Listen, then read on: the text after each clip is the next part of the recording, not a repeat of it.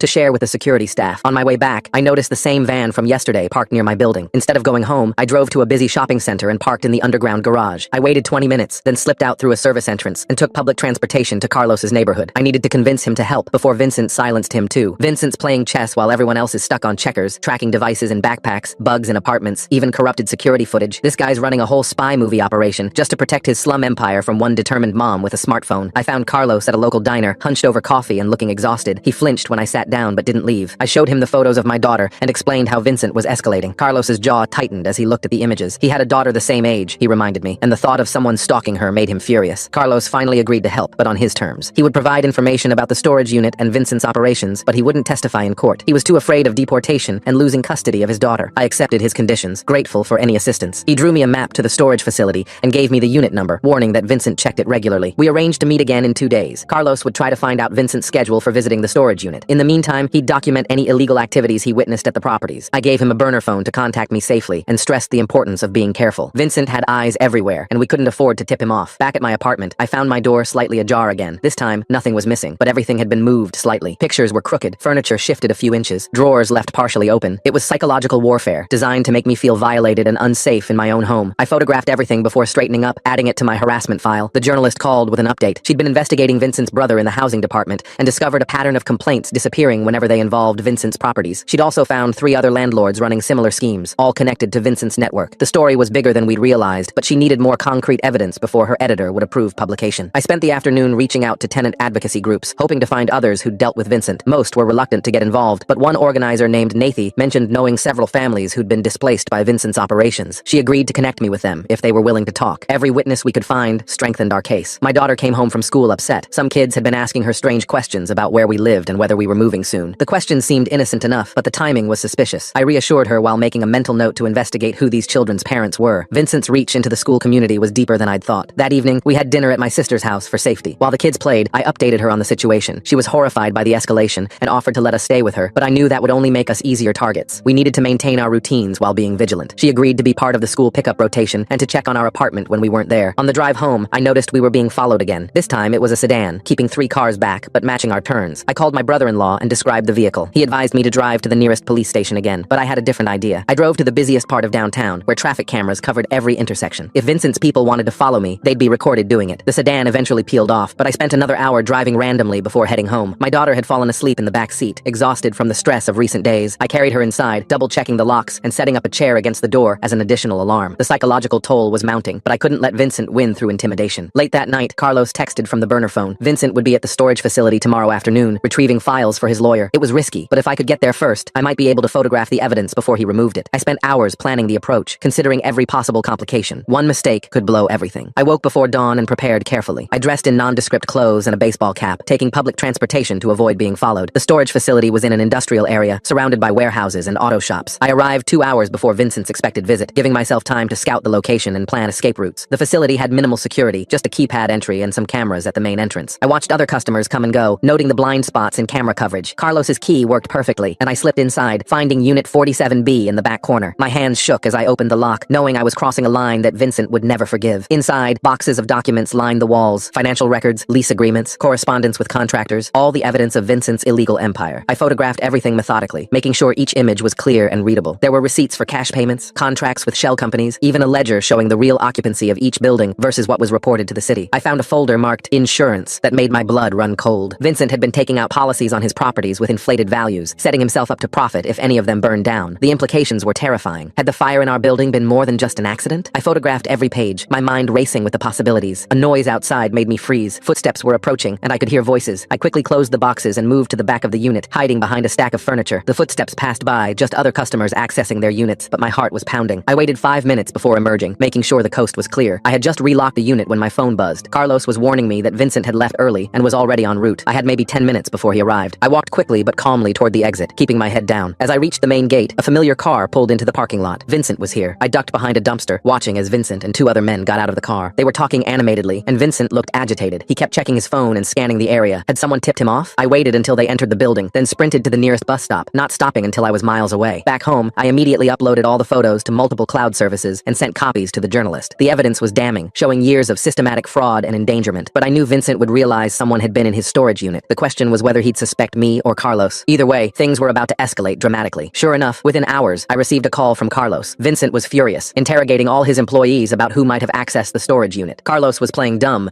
but Vincent's paranoia was spiraling. He'd already changed the locks and was moving the documents to a new location. We'd gotten the evidence just in time. The journalist called, excited by what I'd sent. Her editor had approved the story, but they needed a few days to verify everything and consult with their legal team. She warned me to be extra careful in the meantime. Once the story broke, Vincent would know exactly who was behind it. I needed to be ready for his retaliation. I spent the evening making contingency plans. I arranged for my daughter to stay with different relatives each night, never sleeping in the same place twice. I packed emergency bags with clothes, cash, and copies of important documents. I even researched hotels in neighboring towns in case we needed to disappear for a few days. My phone rang with another unknown number. This time, it was a woman's voice, soft and hesitant. She introduced herself as Alexander, Vincent's former bookkeeper. She'd heard I was gathering evidence against him and wanted to help. She had records going back 5 years, showing the full scope of his financial crimes, but she was terrified of meeting in person. We arranged to communicate through encrypted messages. Alexander sent me spreadsheets showing Vincent's real income versus what he reported to the IRS. The tax evasion alone totaled hundreds of thousands of dollars. She also had emails between Vincent and his brother explicitly discussing how to bury complaints and falsify inspection reports. It was the smoking gun we needed. The next morning brought a new threat. A letter arrived from Vincent's lawyer, not just threatening to sue, but claiming they had evidence I'd committed burglary and corporate espionage. They were demanding I cease all defamatory activities and return any stolen documents immediately. The letter was carefully worded to sound legitimate, while being vague about what exactly they thought I'd done. I forwarded the letter to the journalist's legal team and tried to find a lawyer of my own. After a dozen calls, I finally found one willing to take the case pro bono. She was a young attorney named O. Victoria who specialized in tenant rights. She'd been following Vincent's case and was eager to help bring him down. down. We met at her office to strategize. Oh, Victoria reviewed all my evidence and was impressed by how thorough I'd been. She explained that Vincent's threats were mostly bluster, designed to intimidate me into backing down. The key was to stay on offense, not let him control the narrative. She began preparing a countersuit for harassment and defamation, turning Vincent's own tactics against him. Vincent's timing at the storage unit feels awfully precise for someone who was supposedly arriving later. Makes me wonder if Carlos was playing both sides this whole time. The way everything lined up so perfectly with those documents just sitting there, then Vincent showing up exactly when she's leaving. Something doesn't quite add up here. Meanwhile, the situation at my daughter's school was deteriorating. The construction next door had accelerated, with crews working late into the night. The noise was disrupting classes, and parents were starting to complain. I attended a school board meeting where several parents voiced concerns about the renovation, but the board claimed their hands were tied since all the permits were in order. After the meeting, I was approached by another parent who whispered that she'd overheard the construction foreman talking about installing efficiency units in the building. She didn't know what that meant, but I did. Vincent was planning to create another death trap right next to an elementary school. The thought of children playing yards away from another potential fire hazard made me physically ill. I shared this information with Nathy from the tenant advocacy group. She mobilized her network to investigate the construction site, documenting any safety violations or suspicious activities. Within days, they'd found multiple issues: improper electrical work, inadequate fire exits, and modifications that didn't match the approved permits. We had Vincent violating building codes in real time. The pressure was mounting on all sides. Carlos reported that Vincent had hired new security for all his properties, making it harder for tenants to come and go freely. Some families were essentially trapped, afraid to leave in case they couldn't get back in. The humanitarian crisis was worsening, but Vincent didn't care as long as the rent kept flowing. Then came the breakthrough we'd been waiting for. One of Vincent's other properties had a minor fire, just a kitchen accident, but it required fire department response. When they arrived, they found conditions similar to our building: overcrowding, blocked exits, and disabled smoke detectors. This time, they couldn't ignore it. The building was evacuated and condemned on the spot. The media picked up the story, and suddenly Vincent's empire was under scrutiny. Other tenants began coming forward, emboldened by the attention. The journalist's story was still days away from publication, but the groundwork was being laid. Public opinion was turning against Vincent, and his political connections were starting to distance themselves. Vincent's response was swift and vicious. I woke to find my car vandalized again, this time with paint stripper poured over the hood. My tires weren't just slashed, but completely shredded. A note was tucked under what remained of the windshield wiper: last warning. But I was past the point of being intimidated. Every attack just added to the evidence against him. Oh, Victoria filed an emergency restraining order, citing the escalating harassment and threats against my daughter. The judge granted it, ordering Vincent to stay away from us and cease all contact. It was a small victory, but I knew a piece of paper wouldn't stop someone as desperate as Vincent. Still, it was now on record that he was dangerous. The journalist called with final questions before the story went to print. She'd corroborated everything with multiple sources and had statements from dozens of affected tenants. The story would run in 2 days, exposing not just Vincent, but the entire network of corruption that enabled him. She warned me to be ready for the fallout and to have a safe place to stay when it hit. I spent those 2 days in a state of hypervigilance. My daughter stayed with my parents out of state, missing school but safe from Vincent's reach. I moved between friends' houses, never staying in one place too long. Carlos checked in regularly, reporting that Vincent was growing increasingly erratic, lashing out at employees and tenants alike. The night before the story was set to publish, I got one last call from Vincent himself. His voice was calm, almost resigned, as he made one final offer. He would drop all legal threats, leave me and my family alone, even pay for our relocation if I would just convince the journalist to call the story. The desperation beneath his composure was palpable. He knew his empire was crumbling. I recorded the call, adding it to my evidence collection. His offer was an admission of guilt, an acknowledgement that everything I documented was true. I told him it was too late, that too many people knew the truth now. He couldn't intimidate or buy his way out of this one. The silence on the other end stretched for long seconds before he hung up without another word. That night, I barely slept, knowing that everything was about to change. The story would expose Vincent's crimes to the world, but it would also make me a target for anyone still loyal to him. I'd won this battle, but the war was far from over. As dawn broke, I checked the news website obsessively, waiting for the story to appear. The morning the story went live, I was already at the district attorney's office with O Victoria, presenting our complete evidence package. The prosecutor examined each document carefully, cross-referencing the financial records with the building violations. Vincent's insurance policies caught her attention immediately. She made several phone calls, and within an hour, investigators were dispatched to all of Vincent's properties simultaneously. I watched from across the street as police cars surrounded the building next to my daughter's school. The construction crews scattered, some trying to hide evidence of the illegal modifications they'd been making. Officers emerged carrying boxes of documents and computer equipment. Vincent arrived 20 minutes later, his face going pale when he saw the scene. He tried to leave, but found his path blocked by detectives who had warrants for his arrest. The journalist's story had gone viral within hours, picked up by local news outlets and shared thousands of times on social media. My phone buzzed constantly with messages from former tenants who'd suffered under Vincent's schemes. Many wanted to share their own stories, to add their voices to the growing chorus demanding justice. I forwarded their contacts to O Victoria, who was building a comprehensive case. That afternoon, Carlos called from a payphone. Vincent's arrest had created chaos at the properties. The security guards had abandoned their posts, and tenants were finally free to come and go. But many had nowhere else to go, trapped by poverty and immigration status. Carlos was helping organize temporary shelters through local churches, while the city scrambled to address the humanitarian crisis Vincent had created. I picked up my daughter from my parents' house, explaining that the immediate danger had passed. She hugged me tightly, relieved to be coming home. On the drive back, we passed one of Vincent's buildings where families were loading their belongings into trucks, finally free to leave the dangerous conditions they'd endured for so long. My daughter watched quietly, understanding more than I'd given her credit for. Back at our apartment, I found a notice from the building's management company. With Vincent in custody, they were conducting emergency inspections of all units. The illegal modifications would be removed, the building brought up to code. They estimated 3 months of construction, during which they'd provide temporary housing for all legitimate tenants. It wasn't perfect, but it was progress. Victoria called with updates from the arraignment. Vincent had been charged with 47 counts, including racketeering, endangerment, tax evasion, and witness intimidation. His brother at the housing department had been suspended pending investigation. The judge set bail at $2 million,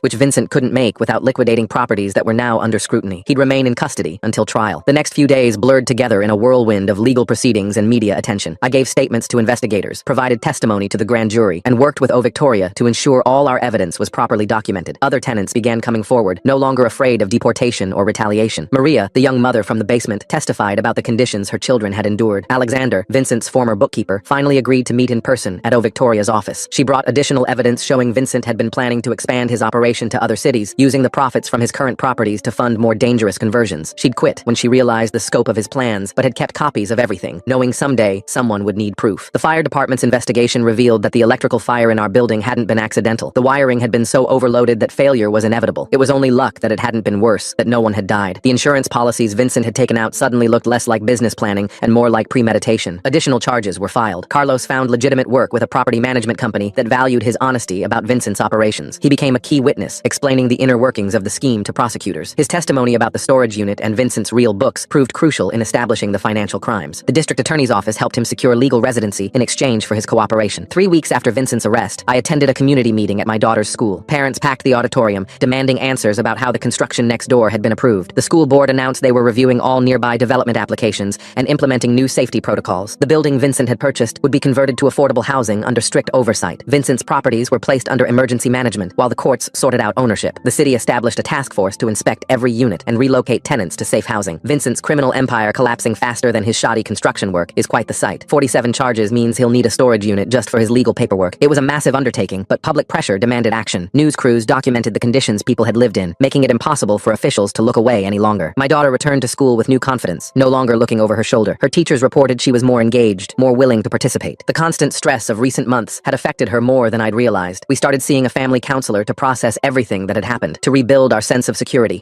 Victoria filed civil suits on behalf of the tenants, seeking damages for the dangerous conditions they'd endured. Vincent's assets were frozen, his properties likely to be sold to compensate victims. It wouldn't undo the trauma, but it would provide some measure of justice. Many families would finally have the resources to start over in safe homes. The criminal trial was set for 6 months out, giving prosecutors time to build their case. Vincent's lawyer attempted various motions to dismiss, claiming evidence had been obtained illegally, but the judge rejected each one. The sheer volume of documentation, witness testimony, and physical evidence made Vincent's guilt undeniable. His empire had crumbled completely. I returned to work, trying to establish normal routines. Colleagues who'd followed the news treated me differently, some with admiration, others with wariness. Whistleblowers made people uncomfortable, even when they'd done the right thing. I focused on my job and my daughter, letting Victoria handle the ongoing legal matters. Vincent's brother was indicted on corruption charges after investigators found years of buried complaints and falsified reports. The housing department underwent a complete restructuring, with new oversight measures to prevent similar abuse. It was a small victory in a system that had failed so many people for so long. One evening, while helping my daughter with homework, she asked if we were really safe now. I told her that Vincent couldn't hurt us anymore, that the law had finally caught up with him. She nodded, then asked about all the other families who'd lived in those dangerous buildings. I explained that people were working to help them, that changes were being made. She seemed satisfied, returning to her math problems with renewed focus. The journalist won an award for her investigative reporting, bringing national attention to the issue of predatory landlords. She interviewed me for a follow-up piece about the importance of documenting evidence and standing up to intimidation. I agreed on the condition that the focus remain on the systemic problems, not on making me some kind of hero. As the trial date approached, Vincent attempted one last manipulation. Through his lawyer, he offered to plead guilty to lesser charges if I would agree not to testify. The desperation was obvious. My testimony would be devastating. I refused immediately. After everything he'd put us through, he deserved to face the full consequences of his actions. The night before the trial, I couldn't sleep. I reviewed my testimony one more time, making sure every detail was clear. My daughter made me a good luck card with a drawing of our apartment building, but this time with proper exits and working smoke detectors. Children noticed everything, processed trauma in their own ways. On the first day of trial, the courthouse was packed with former tenants, advocates, and media. Vincent sat at the defense table, no longer the confident predator who'd terrorized so many families. He looked smaller somehow, diminished without the power he'd wielded so cruelly. When our eyes met, I felt no satisfaction, just relief that this chapter was ending. My testimony lasted 3 hours. I presented the evidence methodically, walking the jury through Vincent's schemes, the dangerous conditions, the intimidation tactics. The prosecutor displayed photos of the overcrowded rooms, the blocked exits, the disabled smoke detectors. Several jurors looked visibly shaken by what they saw. Other witnesses followed, each adding their piece to the puzzle. Maria described raising her children in a windowless basement. Carlos explained the cash cash payments, and doctored books. Alexander detailed the financial fraud. The elderly couple who'd nearly died in the fire gave devastating testimony about being trapped in their room. Vincent's defense attorney could barely dent the mountain of evidence. The jury deliberated for less than a day, guilty on all counts. Vincent showed no emotion as the verdict was read, but his hands trembled slightly. The judge scheduled sentencing for the following month, thanking the jury for their service. As court adjourned, former tenants embraced in the hallway, finally seeing justice served. At sentencing, victim impact statements filled an entire morning. Families described the fear, the degradation, the constant threat of eviction or deportation. Children talked about nightmares of fires, of being trapped. The judge listened intently, occasionally removing his glasses to wipe his eyes. When Vincent was offered the chance to speak, he remained silent. The sentence was harsh, but fair. 25 years in prison, millions in restitution, lifetime prohibition from property management. Vincent would spend decades behind bars, unable to exploit vulnerable families ever again. As guards led him away, I felt a weight lift from my shoulders. We'd won. My daughter was safe. The buildings would be fixed. In the weeks that followed, I helped other tenants navigate the restitution process, sharing what I'd learned about documentation and legal procedures. A non-profit organization formed to assist families affected by predatory landlords, using our case as a model. Real change was happening, slowly but surely. My daughter and I moved to a new apartment in a building with proper safety measures and honest management. She decorated her room with bright colors, finally feeling secure enough to make it truly hers. We established new routines, new traditions, free from the constant fear that had defined our lives for so long. Looking back, I sometimes wondered if I'd do it all again, knowing the cost. Then I'd remember the elderly couple trapped in that windowless room, the families crammed into fire traps, the children whose lives were at risk. There had been no choice. Someone had to stop Vincent, and circumstances had made that someone me. 6 months after the trial, I received a letter from Maria. She'd found stable housing, and her children were thriving in their new school. She thanked me for standing up when others were too afraid, for giving her family a chance at a better life. I kept that letter, a reminder that ordinary people could make a difference when they refused to be silenced. Life returned to normal, or as normal as it could be after such an experience. My daughter excelled in school, no longer burdened by constant fear. I advanced at work, my reputation for integrity actually helping my career. We built a good life, a safe life, exactly what every family deserved. The buildings Vincent had owned were renovated properly, turned into affordable housing with strict oversight. Families moved in, finally having homes that met basic safety standards. The illegal units were removed, proper exits installed, smoke detectors that actually worked. It was what should have existed all along. There's something really interesting about how Vincent stays silent when given the chance to speak at sentencing. Makes me wonder if he finally understands what he did, or if he's just given up on trying to manipulate people. 25 years seems like a lot, but then again, the way all those families described their fear and the kids talking about nightmares of being trapped, that's pretty heavy stuff.